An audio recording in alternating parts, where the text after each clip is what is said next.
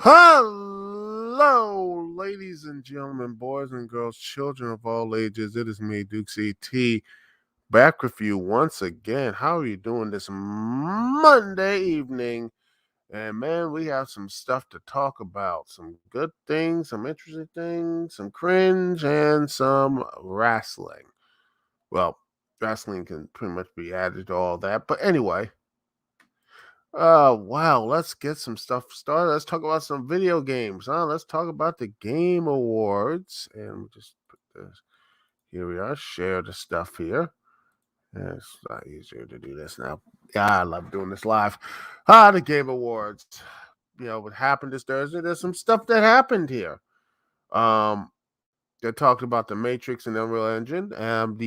You can do all this other stuff, which was a nice demo right now on PlayStation 5. I don't have a PS5 because Lord, no, I don't have a PS5. I think most people in this country don't. Majority of people who do have PS5s are bots. So with the Matrix tie-in, it fits perfectly. But yeah, it looks very interesting, and it comes a long way from Enter the Matrix, which I just finished up all the gameplay last night, and I'm going to be recording more footage of the cheats and all the other stuff tonight after the podcast, and the review will be coming out shortly after. Hopefully I'm just going to be just sitting there writing and doing all the other things. Anyway, looks like Alan Wake is having a sequel. And they're going to the survival horror direction, aka they want to be Resident Evil. They want to go on a Resident Evil journey, which is very interesting. Which pretty much Alan Wake was Resident Evil 4-ish, but now they're going to the book and everything else, making that sort of stuff. So anyway, here's hoping the Alan Wake stuff is good because I played it. It's fun, and hopefully they will continue to do some new things with the series. Okay, Silent Hill. It's only age restricted on YouTube, so yeah, it's a very odd trailer. Saw this, it was very odd, but I can see why some, YouTube is like, okay, this is age restricted. It's just, yeah, it's that creepy and such. But that's Silent Hill. Elden Ring. It's been hyped up to insanity, and oh boy, and more trolls, of course. Just remove. There you go. Oh, what's up? What's up, G Nation? Oh yes, agreed, 100%. Yes, it is. It is the modern day Turbo Man. Yeah. Well, let's see if I can move this around if it's not being seen here. Let me just stop sharing for a second because it usually refreshes. But yeah, it is. But anyway, there's stuff that's coming up. Elden Ring looks good. A lot of people and such. And then we got Suicide Squad, which you had the person, Rebel Wilson, playing a version of Amanda Waller, which we don't see the huge Amanda Waller and such. We always have to get the skinny version and such. I'm like, come on. In the 80s, she was like, she was big, you know. I honestly think that would be Monique's big role if she ever went to the DC universe or something like that. They actually did it. I'm not making fun, but I mean, yeah, she was really like, okay, let's do this thing. Like she was ready to go, and that's that's type of character she had. So now let's just make her look skinny, which I don't know, just come on now. But that's just me. But yeah, but the Suicide Squad game looks fun. I'm hopeful that it actually doesn't kill the Justice League because I don't like that sort of stuff. I don't want them to actually kill the Justice League. I want them to actually, I don't know, save him or stuff like that. I mean, and honestly, since that is going to be Justice League, um, there's going to be Wonder Woman with from Monolith Productions. Finally, it's finally a Wonder Woman video game. I am happy for this. Finally Wonder Woman getting a video game other than the DC, Batman, and more Batman. Let's have every other character. Hey, Marvel is doing Guardians of the Galaxy. Maybe one day they'll actually do a good Iron Man game, or a good Thor game.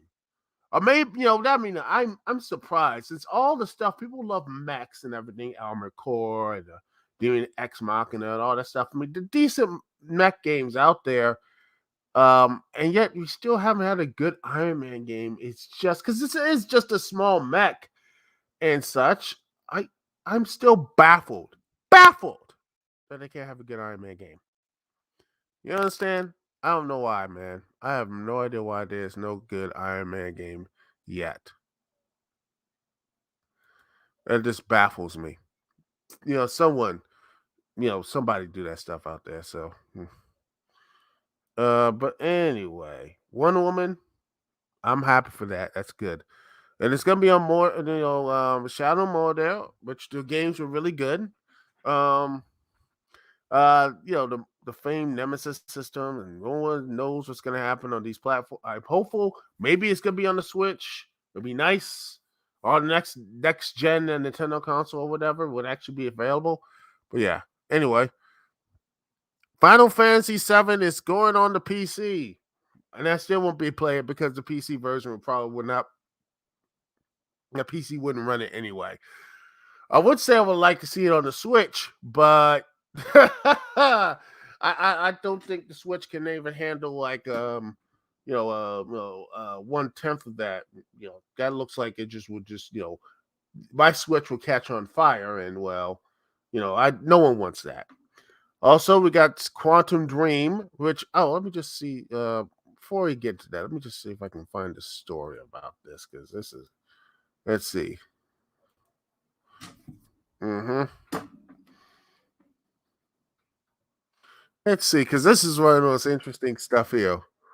You know, um, let's see, where is it?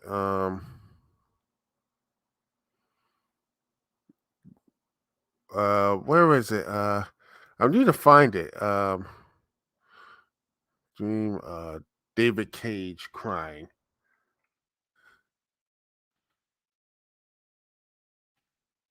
Let's see. It has to be something. Ah, here it is. Let's see. Every time I look at this, I gotta put this out there because this stuff is unbelievable. Right here, this is true. Let me just see if I can stop sharing here, and let's put this thing right in the picture right here, people. Ah, report. This is happened earlier this month or whatever. It's the oh gosh, Quantum Dream executives cry and ask if they can lie during a recent court appearance. Quantum Dream executives recently appeared in a Paris court as part of its ongoing defamation lawsuit against French publications Le Monde and Mediapart. But according to a May 31st report, things didn't go smoothly for their studio behind the games Heavy Rain and Detroit Become Human. Independent French union Soldaires Informique reports that co-CEO David Cage and Guillaume Fontumer both exhibited strange behavior during these testimonies. Cage allegedly cried on the stand, stomping his feet, screaming about interferences to his business and damages to his honor, and eventually storming out of the court altogether.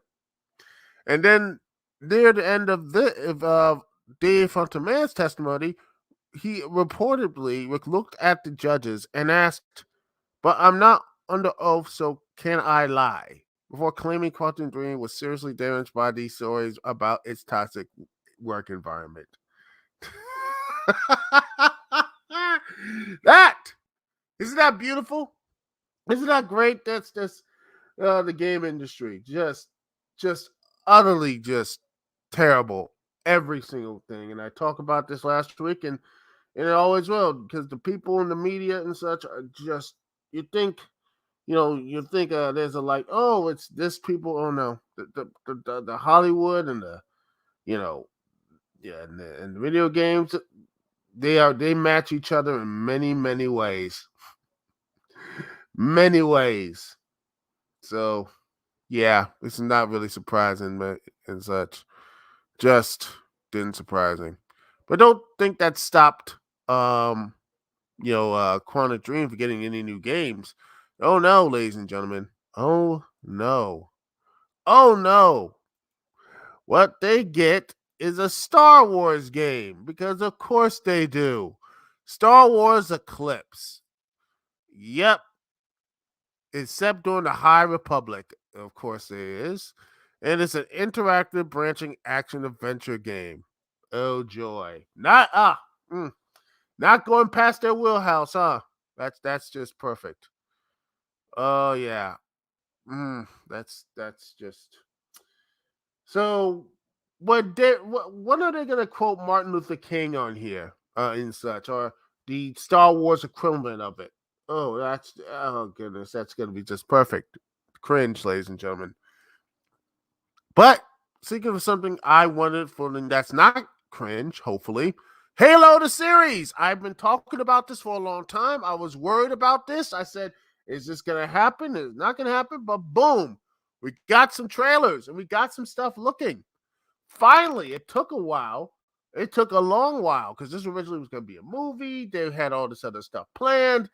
Then it just now turned to a TV series, to Showtime, now Paramount Plus, which they're putting a lot of power on this thing, because let's be honest, video game, not just for the video game stuff, but also to launch their streaming service and make it seem to be like, all right, we're ready to go. They're ready to have this big moment. They're ready for this big moment, people. But, well, I hope it works. I do. I hope that this is going to be something great. I hope it is. Because if not, well, wouldn't be the first time a video game series just built up and failed, and we don't see much of the trailer, but it looks interesting. So I'm hopeful. I'm really hopeful that the Halo series does work, and I will this save Paramount Plus? I mean, Star Trek hasn't done much to move the needle on that streaming service, but maybe Halo can be. So we don't. I don't know. I have it. I watched it. It's decent. The Paramount Plus is good stuff. Like all the TMNT shows are on there. I mean, I watched 2002's 2003 series, which is the best. I don't care. Everyone tells me, yeah, that was the best TMNT series out there. Don't at me. But overall, here's hoping that the Paramount Plus series actually does good stuff because you know, more competition's good. I don't want to have just the Netflix and the Amazon Prime and Disney Plus, Disney Plus being up there. So maybe if HBO Max, hopefully get their act together. Doing all this stuff. They're looking good for right now. I mean, I hope they get their whole DCAU stuff, get their stuff heads together. Hold on, let me stop for a quick second. Hold on. I'll be right back, ladies and gentlemen.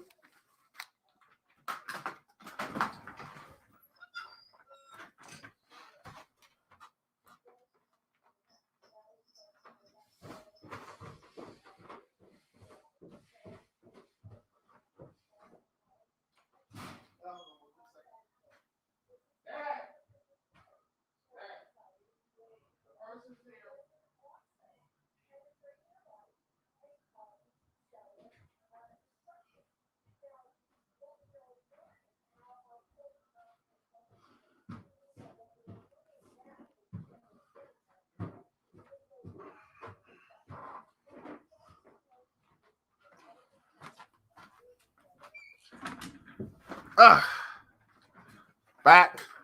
No worries. We're here. Let me just. Oh, okay. Here we are. Stop saying this queen for 1 quick second, so we can relaunch and such. All right. Let's see if it works. Da-da-da-da. Okay. And let's see if it's working now. There we are. There it is. Good. Up. Get back here. And there we are. All right, Among Us VR. Hey, that's good. I'm not really into Among Us. And by the way, people behind that, hopefully they got the money together. Hopefully they got their money because, one hit, one, like, this is like, because remember, if you look at the story, they were going to do a sequel to this game, but it got popular, and now, I don't know, they just keep plugging away. So, yeah. So that VR, joy. So, okay, Google Play games are coming to PC, and the biggest thing out there, Sonic. So Sonic had a big thing, a big night.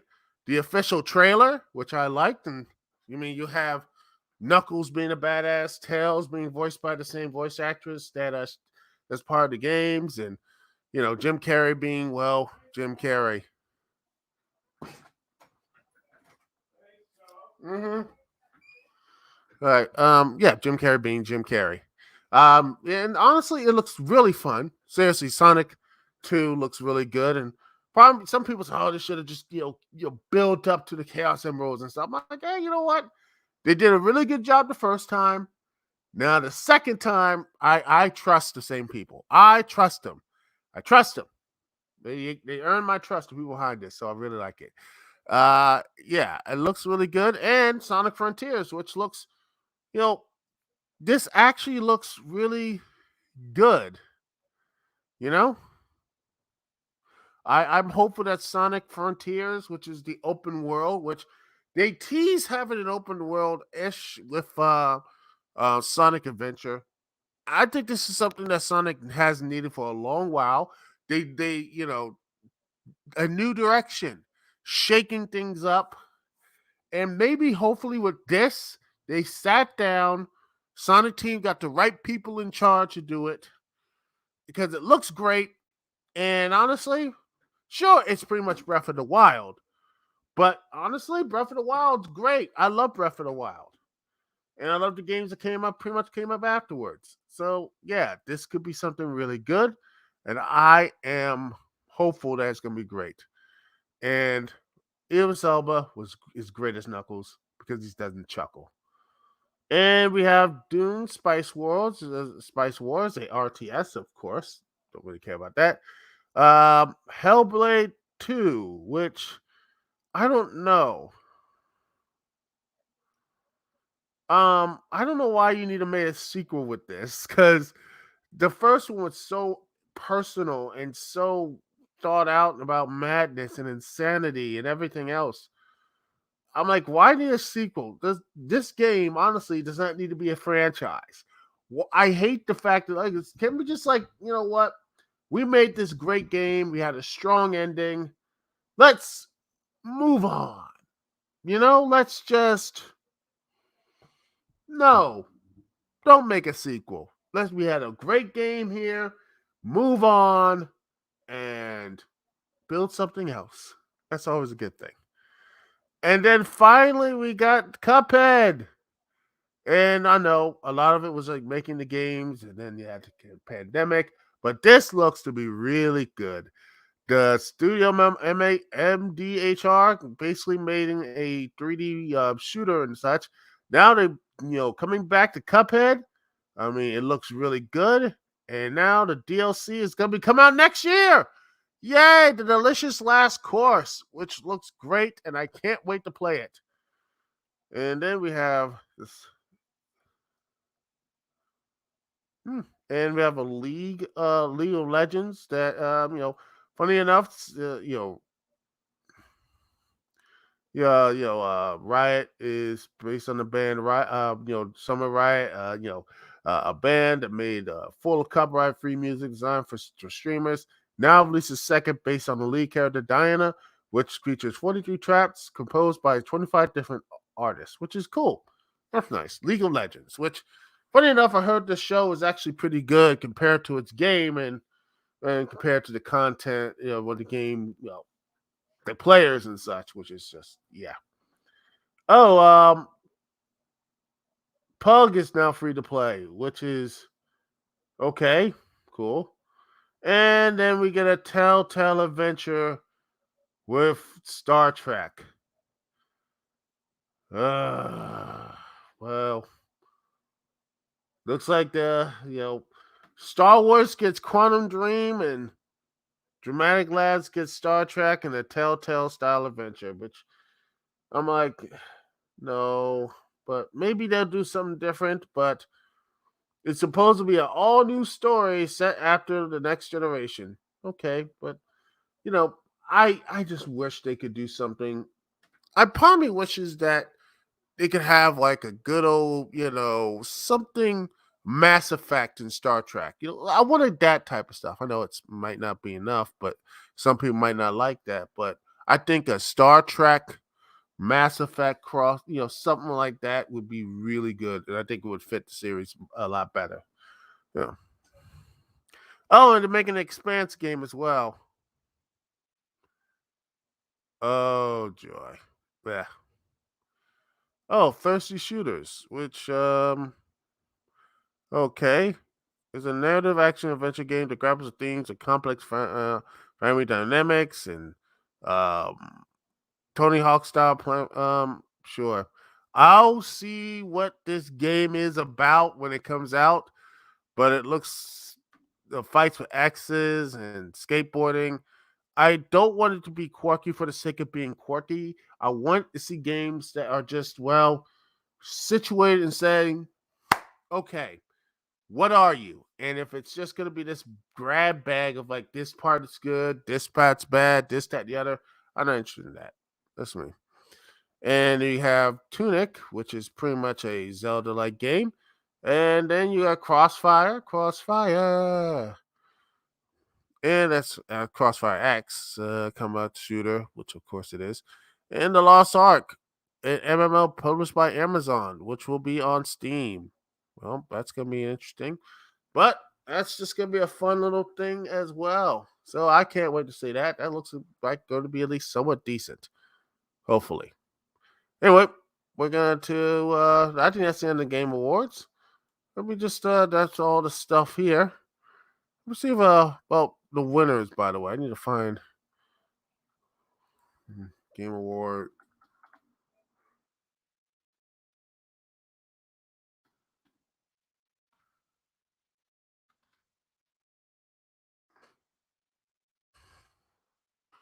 Let's see. At least let's look at the winners list. All right. Okay. Game of the year, It Takes Two. I haven't played that. Deathloop, I need to play eventually. How about that? Heard is good. Final Fantasy, online. All right. I'm surprised Fortnite haven't done it because that's been around for a long while. Best narrative, Marvel's Guardian of the Galaxy. Uh, again, I need to look into that. That's good. I heard that's fun. Kenna, Bridge of Spirits. Is that indie game? Let me just see. What is that? Oh yeah, that game. I need to. Where is that? Let me tell you. It's PS5. Oh, please don't. Oh, it's only on the PS4 and 5, which looks. Oh, I wish I could just go and play that game because it looks so much fun. It looks so much fun to sit. You can actually sit back and have some fun with it. Man, I wish I could have got that game. Um, Mobile phone, Genshin Impact, aka the RPG that basically will, that is will basically burn up your entire phone battery if you let it on for like for 5 minutes. For like 10, 15 minutes. Best VR and augmented reality, Resident Evil 4. A lot of people seem to love that game. So that's like, you know, I played it, I like it, but I never played the VR version, which part of me wishes I could. Let's see how it is because I'm not really into the VR. You know, I'm not into VR because one thing I will always say about virtual reality or augmented reality is that once you hit like a real thing or you touch something, I'm like, there it is. You're not in that world anymore. If you're like, okay, I have all this movement, and then bam, you touch something that's not there. It's just like, oh yeah, I'm playing a video game again. Best action, Returnal. I need to play that. But I would agree with this. Metroid Dread, my game of the year, in my personal opinion. Just everything about that game was action, adventure, the story, all of it I loved. And even though it takes a while to, you might get lost a bit, but at the end of the day, playing the game is completely and totally fun. I love playing this game. It's perfect.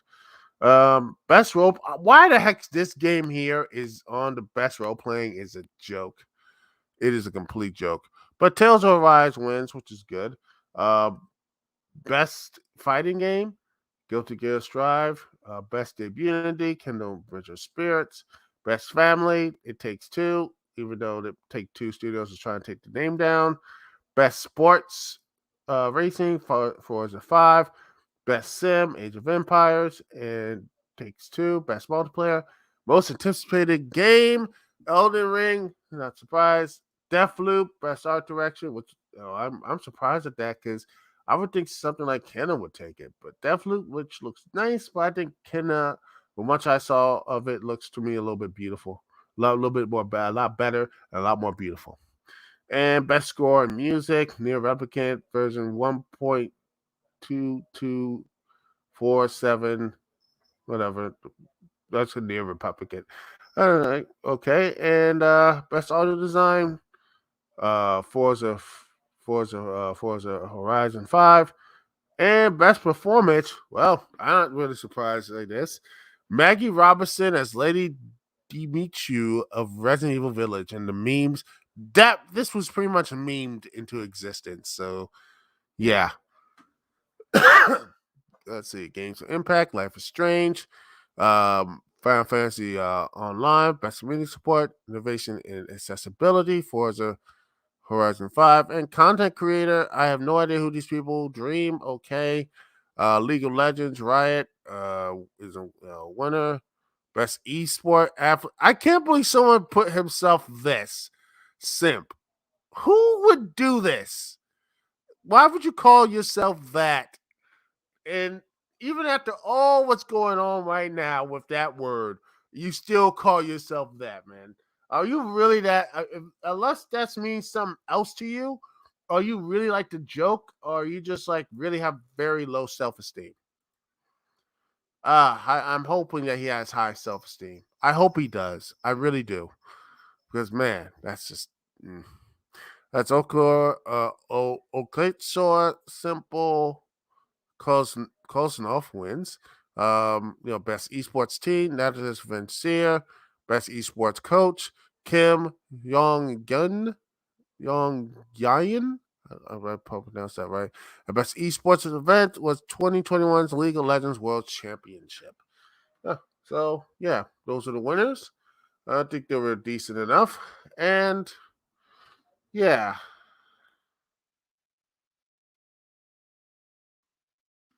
yeah, I think that was nice overall. But yeah, this was it was something I think a lot of people were like, okay, yeah, we're okay with and everything. But yeah. Anyway, let's switch gears though. We'll be right back right after this. We're going to take a small little break and get my throat quenched. And we're going to talk about this, ladies and gentlemen.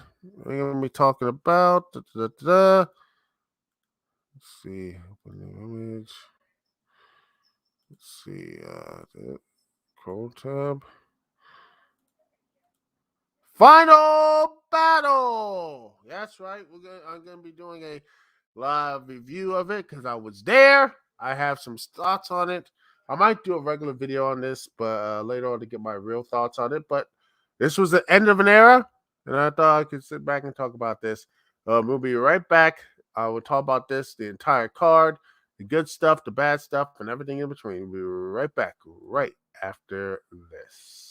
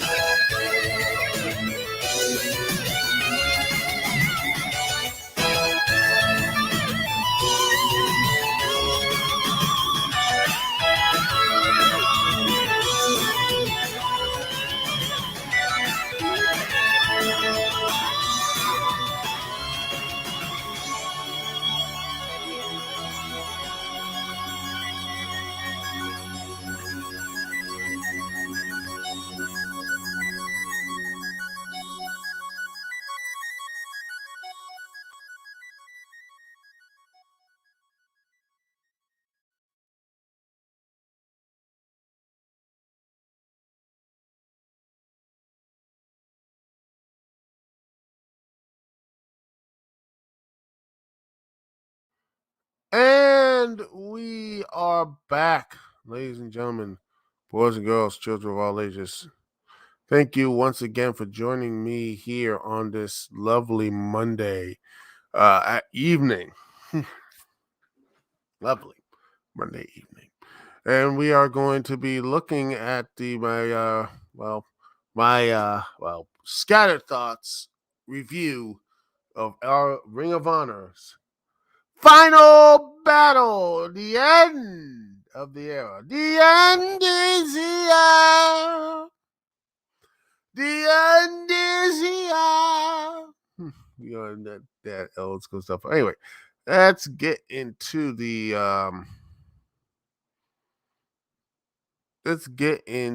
oldest matches here. Let's just see. First things first. Sat back, got into the place, which was so full of happiness and such. But I said the crowd wasn't that big. It wasn't that big, but it was loud, in my opinion. It was a loud crowd. It was an energetic crowd. Must be the acoustics of the stuff like that TV. Yeah, I felt a lot of energy here. Lots of energy, and I got some good seats. Real good seats. Cost like around 40, $50, but they were right next to the entrance, First time in a long while I got something close to the entrance. So, hey, you know what? Let me treat myself. I got to treat myself. So, why not? Anyway, let's get into the stuff here. And you'll have, there were some issues. I mean, you had, was going to be Bandito versus Jonathan Gresham for the Ring of Honor World title. And sadly, Bandito got COVID, which is the second time he had it. This happened again previously on Final Battle last year. So I hope he recovers. I hope he continues. I hope he comes back. I hope he recovers 100%. And, hopefully, this doesn't happen again. It's crazy. Yeah, that's insane. But yeah. Anyway, let's get into the show. And first up was the Ring of Honor 6-Man Tag Championship, the pre-show, which I don't know why you wouldn't put this on the card. Personally, I would have not put this on. I would have put this on the card because it's a championship match, and it's the last show. I honestly think you should have more championships and important stuff. I honestly think. I mean, then again, they probably thought about it, but then, with Violence Unlimited versus Rock, taking on EC3, Tracy Williams, and Eli Ism, and Taylor Rust and such, which happened later. What happened in that match, which I'll get to later, I can see why some people will be like, yeah, I know, we have to sacrifice that. But yeah, probably just said, maybe put Dragon Lee and Ray Horse in that, maybe cut out the wild card match and put that there instead. But, that's just, that's what it is. But it is what it is. But it was The Righteous versus Shane Taylor Productions, Moses Khan, and O'Shea Edwards. And it was a really good 6-man match. It was, 6-man tag match. It was fun, exciting. This is the first time I saw both teams live. Really good stuff. Honestly, Dutch did some good things. Bateman, all of the people there, Shane, all of them, The Righteous and Shane Taylor Productions really did a good job. At the end of the day, though, The Righteous won and is the new Ring of Honor 6-Man Tag Team Championships. I don't know what that means.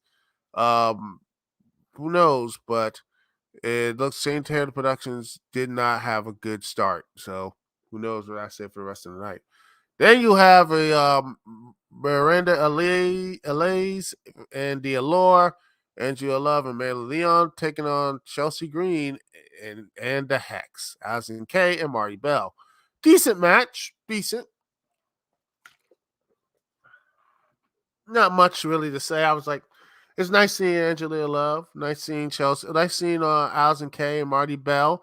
Good stuff from Miranda Hayes. I thought she did some decent stuff here, but overall, I just like, it's just a pre-show match. I didn't really care for it. The Allure win. I was like, it's fine. Then we got the wild card matches. We got Flip Gordon, PJ Black, world famous Cheeseburger. Then the Bouncers, Beer City Bruiser and Brian Millens taking on Demonic Flamilta, Will Ferrell, LSG, Sledge, and Max D Impaler. Decent, fun eight-person match. It was fun, exciting. Flip Gordon doing some big things and such. Really good stuff there.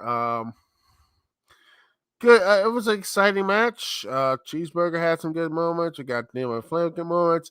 Maxine Paler, as much as I saw them, uh, I thought like, okay, this could be something. I think this person could be somewhat interesting. I like the look. I like how this person is, and maybe I think maybe it could do something with Max later down the line. Who knows? I can't wait to see what these people do in the future. But I think Flip Gordon was the one who picked up the victory, and that was it. And then we started the show proper, and we had Dragon Lee versus Ray Horace. Man, that was a great way to open up the show. Back and forth, up, down, left and right. Dragon Lee doing some good stuff. Ray Horace doing some great lucha things. Great stuff here. As both guys, great chemistry. Action was on point. And so it was a little bit of slippage, but yeah, overall, very fun time. Dragon Lee picks up the victory. Excuse me. Great way to open the match and such. Great way. Next up, I believe was the Ring of Honor World Television matchup, 4 corners.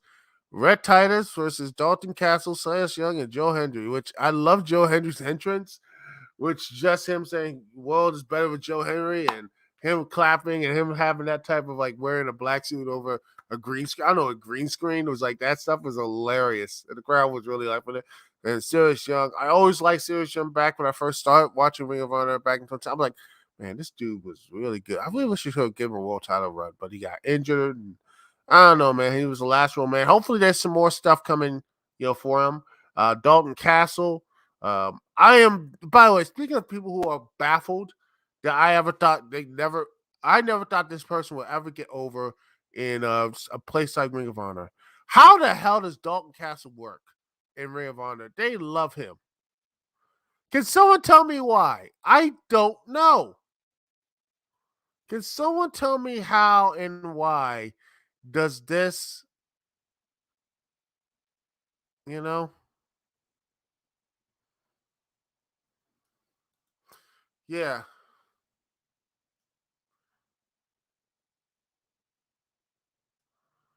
It's just yeah,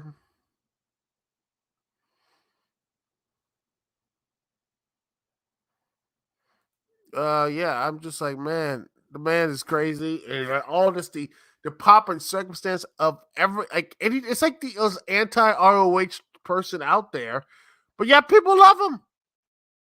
He did a lot of that, smoke mirrors during this match, and people loved it. I don't know why they did, but and also Red Titus was there with the foundation, just wrecking this, repping that.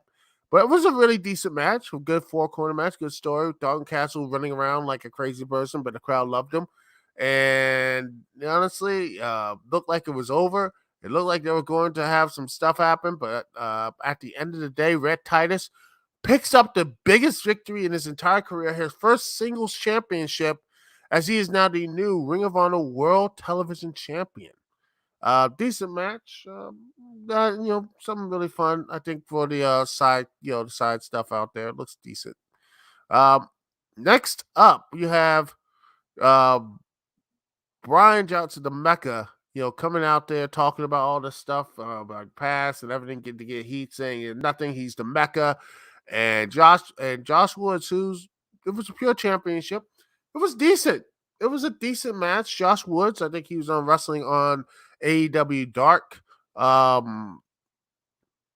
believe, and I believe next I think next tomorrow on, that's what I think he is. So he's wrestling there. So I mean, I saw him live. It was good, a good wrestling match, and it was fine. It's just I didn't really care for either characters and such. And some people that Josh Wood was decent. I was like, take him or leave him. All right. Decent stuff. Joshua wins via submission. Brian Johnson tried to get over with his mecha and everything. They did some hard hitting spots though, but I'm like, I'm trying to care. It's decent, but I'm like, this is your big moment, y'all two, and I'm like, man, y'all two are interchangeable. I mean, yeah. I mean, that's what it is. Something. Hopefully, when they, I hope Joshua can find because he's got the wrestling. He's the pure champion. I hope they do something more with it with him.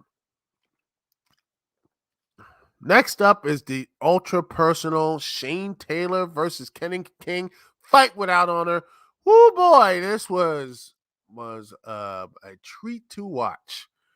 Both guys had a brawl, fighting back and forth, back and forth. Shane Taylor, Kenny King, just like the chemistry was good, the action was on point. All of it was just was blood. I don't. Sorry, there wasn't much blood there, but yeah, you had that great moment with the ladder. Like they missed the ladder. Just I don't know what happened, but the ladder just like oh no, wham! There it is. It just went through, and it's like both guys. So just Kenny King went right down onto that the pile driver right there onto the on the outside of the mat, which just like ouch, just ouch. But yeah, they continued on the match. Kenny King said, "Screw it, hit me with the chair, take me out." Yeah, you can't do that. And then bam, Shane Taylor takes him out and lays him out. And that was it, ladies and gentlemen. That was it. He hits him with another driver, and it's over. 1, 2, 3. It's done, man. And it was a great match. All of them, the entire majority of black wrestlers came out, gave a hug and everything. Um, you know,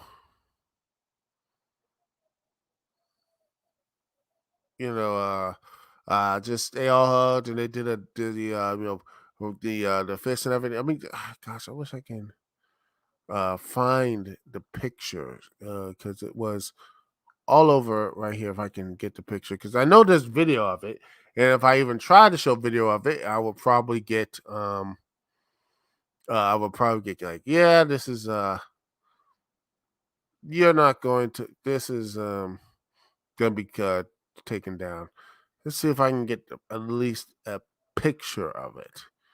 Let me see if I can find it. All right, there it is. Let me just new tab. I just show it, and all right, and let me just get this picture right here. Yes, right here. That's what I'm talking about. All of it right there. All the black wrestlers right there. The fist, power fist right there. Awesome stuff. Great moment. Took some pictures of this on my phone. Really good stuff. I hope Shane Taylor and all these people have I honestly hope that they all land on their feet. Shane Taylor Productions, Kenny King, all of them leave Ring of Honor, which will probably be. I hope they have a you know productive career wherever they go. Hopefully AEW, New Japan, WWE, wherever they go, because this is right here. This is what it's all about. Black excellence, man. Can't You can't duplicate this or anything else. Great stuff. But yeah, just and screw all the haters. By the way, screw all the people who just got so offended or whatever. Please, please, I don't pay that idiocy no mind. And the best thing to do is not pay that idiocy either. You know, just point and laugh at those idiots and such, and move on. But anyway, great stuff here. And then we get to the Ring of Honor Women's Championship match as Roxy takes on Willow, which Willow got a lot of cheers. And she did, honestly, a lot of people loved Willow, and Roxy got booed, which is a shame because Roxy, she did pretty good for what she is and such. some good stuff here. And poor Roxy got booed.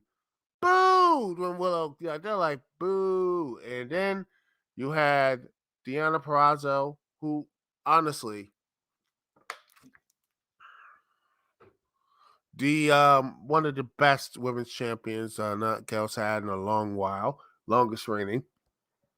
And she looks like she walked up to Roxy saying, it looks like Roxy's going to be in Impact Wrestling, so she wants to have a fight for all the belts.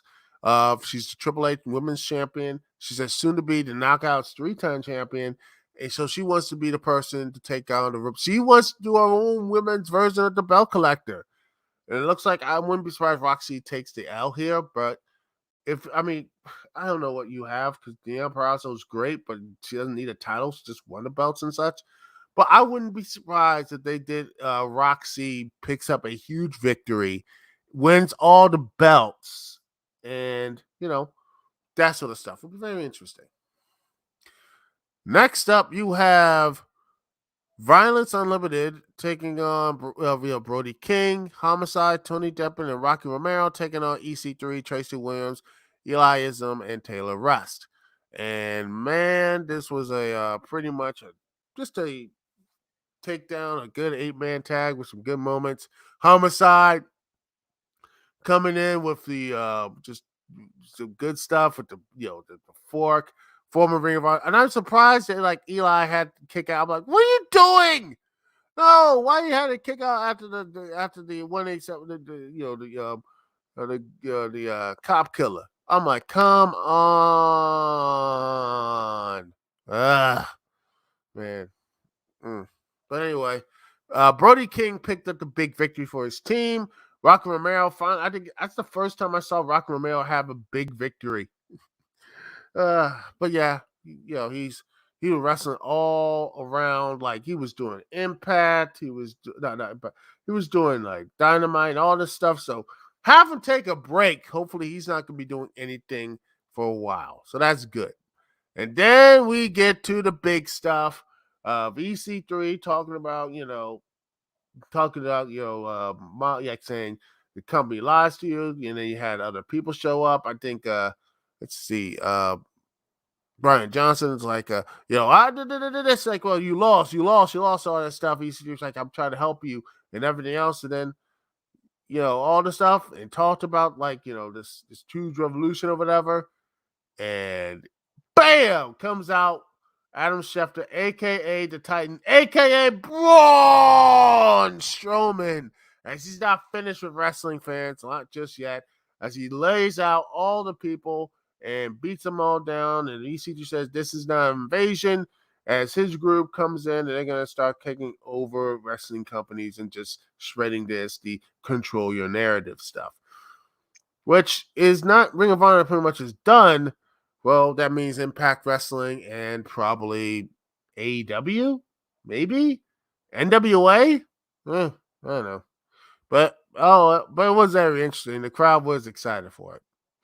And speaking of the crowd excited, holy crap! The Briscoes and the Original Kingdom, that was really good stuff. And the Briscoes came out. It was these two teams almost killed each other. Oh my goodness, back and forth, the up and down, all of it. They were like back and forth. It was just the Briscoes being this gully team and the Kingdom doing all that stuff. Like they did a suicide dive doomsday device, which was amazing.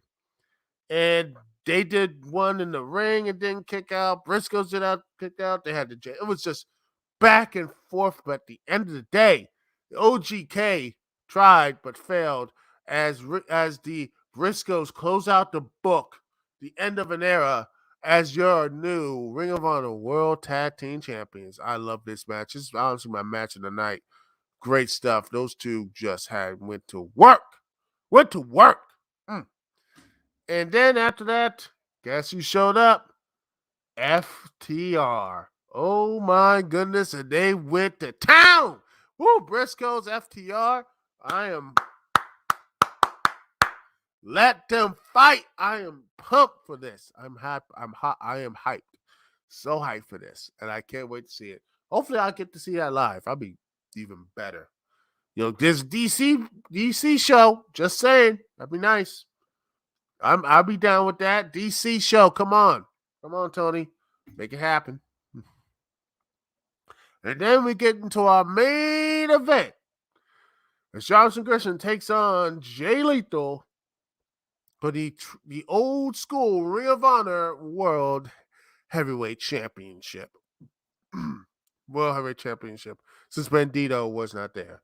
Started out slow, but it picked up really good as Gresham and Jay Lethal worked to his back. It looked like Gresham was going to it's like, oh, he's done. Is this, that, the other. But Jay Lethal kept, couldn't finish the deal. Gresham kept fighting back, using submissions after submissions and doing all the stuff, roll-out submissions, playing his game back and forth. It looks like Jay Lethal was going to win, but nope, Gresham got him. And then not only that, you had the whole crowd, the whole Ring of Honor